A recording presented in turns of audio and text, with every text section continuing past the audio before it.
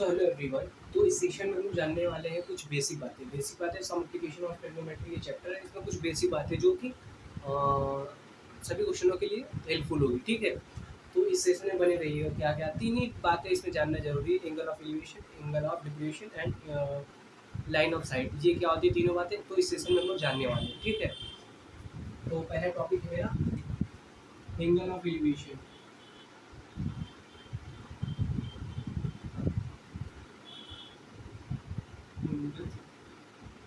Of elevation,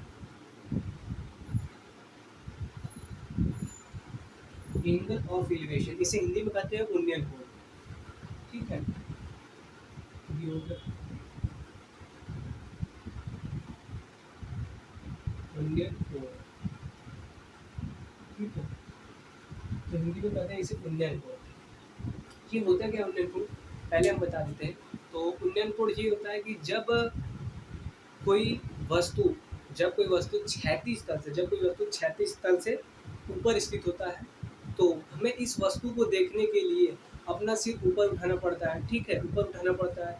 तो इस क्रिया में हमारे नेत्र द्वारा एक कोण का फॉर्मेशन होता है या निर्माण होता है, तो उसे हम एंगल ऑफ एलिवेशन यानी कि उन्नयन कोण कहा जाता है।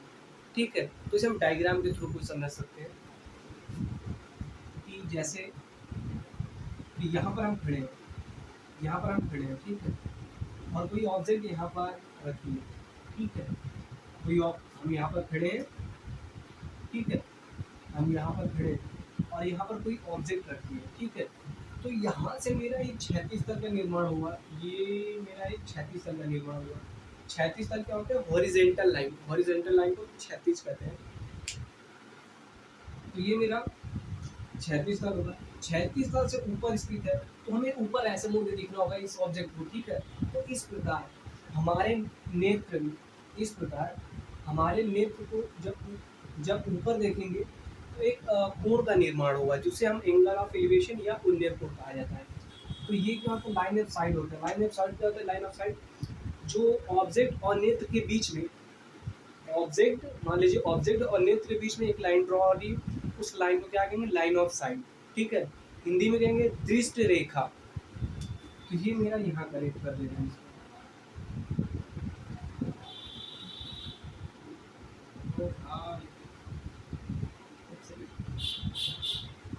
परफेक्ट।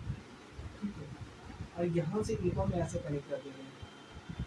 ठीक है, फिर से ये हम खड़े थे यहाँ पर, ये क्षैतिज लाइन थी। क्षैतिज लाइन से कोई ऊपर यहाँ पर ऑब्जेक्ट रखा है। मान लीजिए ये एक स्क्वायर बॉक्स है। ठीक है, एक स्क्वायर बॉक्स है यहाँ पर रखा। हमें स्क्वायर बॉक्स को देखना है। मेरा एक क्षैतिज लाइन ये है, क्षैतिज लाइन से ऊपर रखा है, तो हमें इस ऑब्जेक्ट को देखने के लिए ऊपर अपना सर ऊपर करना पड़ेगा। तो इस क्रिया में एक कोण का निर्माण होगा। जो नेत्र हो मेरा, वो एक कोण का निर्माण होगा। उस कोण को हम क्या कहते हैं? Angle of elevation. यहाँ पर थीटा हम एज्यूम कर लेते हैं कि वो थीटा है। ठीक है, तो नेमिंग कर लेते हैं हम यहाँ पर। ये मेरा हो जाएगा ए, हो जाएगा ये मेरा हो जाएगा बी, और ये हो जाएगा मेरा सी। ठीक है, ये हो गया मेरा सी। ठीक है, तो ये मेरा एंगल ऑफ एलिवेशन हो गया। ये बातें पता चल गई। ठीक है, और इसी में हम बता देते लाइन ऑफ साइट क्या होता है। अगला टॉपिक वैसे करना होगा, ये दो ही बात में हो जाएगा, दो ही टॉपिक में हो जाएगा। अच्छा, इसमें क्या होगा? एंगल ऑफ एलिवेशन में इसी में हम लाइन ऑफ साइट बता देते हैं। यहाँ से हम देख रहे थे इस ऑब्जेक्ट को, इस लाइन को हम मिला दिए, तो यही मेरा हो गया line of site. Line of site, ये मेरा लाइन ऑफ साइट हो गया। ठीक है, ये मेरा लाइन ऑफ साइट हो गया। कभी कभी ये भी पूछ लेता है कि लाइन ऑफ साइट बताइए क्या होगा। ठीक है, तो ये हो गया एंगल ऑफ एलिवेशन हो गया। और दूसरा में क्या फाइंड आउट कर, दूसरा में टॉपिक था एंगल ऑफ डिप्रेशन। ठीक है, तो हम इसे इरेज कर देते हैं। इरेज कर देते हैं। Angle of depression, angle of depression. ठीक है, इसे कहते हैं अनमन कोण।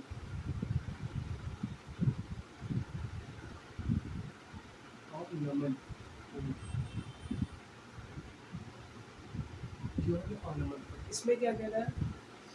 यदि कोई वस्तु, यदि कोई ऑब्जेक्ट, ये मान लीजिए ऑब्जेक्ट है और 36 तल से नीचे स्थित है, मान लीजिए ये मेरा 36 तल है और ऑब्जेक्ट यहाँ नीचे 36 तल से नीचे है, ठीक है। तो इस प्रकार हमें इस ऑब्जेक्ट को देखने के लिए अपना सर नीचे करना पड़ेगा, ठीक है।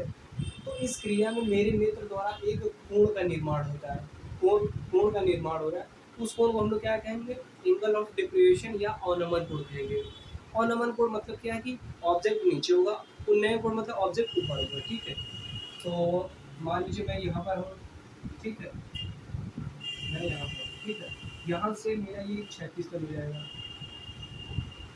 ये मेरा क्या हो जाएगा 36 तक, और ऑब्जेक्ट यहाँ पर रखा है कुछ, ठीक है। ऑब्जेक्ट यहाँ पे कुछ रखा है। इस कंडीशन में लाइन ऑफ साइट ये होगा ना कि ये होगा, ठीक है। तो यहाँ पर एक एंगल का फॉर्मेशन होगा, ठीक है।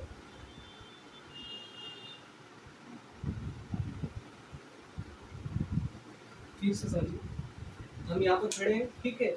और ये लाइन ऑफ साइट, ये मतलब ये 36 तल है, 36 तल से नीचे ऑब्जेक्ट यहाँ पर कोई रखा है, मान लीजिए स्क्वायर बॉक्स ही है यहाँ पर। हमें स्क्वायर बॉक्स को देखना है, तो हमें नीचे देखना होगा, नीचे देखना होगा। नीचे जब देखेंगे तो यहाँ से एक एंगल का ये फॉर्मेशन हुआ, ये एक एंगल का फॉर्मेशन हुआ है, ठीक है, जिसे हम एज्यूम किए थीटा है, ठीक है। और ये एंगल के बराबर होगा, ठीक है। तो इस प्रकार ये मेरा हो जाएगा एंगल ऑफ डिप्रिएशन हो जाएगा। तो ये लाइन ऑफ साइट क्या होगा, लाइन ऑफ साइट ये हो जाएगा, लाइन ऑफ साइट। इसमें ये दो बातें जाननी थी और यहाँ पर तो हम ही है, ठीक है। तो ये दो बातें पता चली। अच्छा ग्रेस कर देते इसको, और क्या बातें जाननी है। अच्छा लाइन ऑफ साइट भी अलग ही से हम बता देते हैं। Line of site, line of site, line of site को कहते हैं दृष्टि रेखा, दृष्टि रेखा। दृष्टि रेखा क्या होती है, दृष्टि रेखा भी बहुत आसानी बात है। जैसे कि हम यहाँ पर खड़े हैं, ठीक है, यहाँ पर हम खड़े हैं और ऑब्जेक्ट कुछ यहाँ पर है, हम खड़े हैं ये, ठीक है। ऑब्जेक्ट ये है, लाइन ऑफ साइट एक खींच देते हैं हम, लाइन ऑफ साइट से ऑब्जेक्ट ऊपर है, ये हो गया मेरा लाइन ऑफ साइट। अच्छा हमको ऑब्जेक्ट को जब ऊपर देखना है तो हम यहाँ से मेरे नेत्र और ऑब्जेक्ट के बीच एक लाइन ड्रॉ कर देते हैं, ठीक है, एक लाइन ड्रॉ कर देते हैं और इनका नेमिंग कर देते हैं ए बी एंड सी, ठीक है।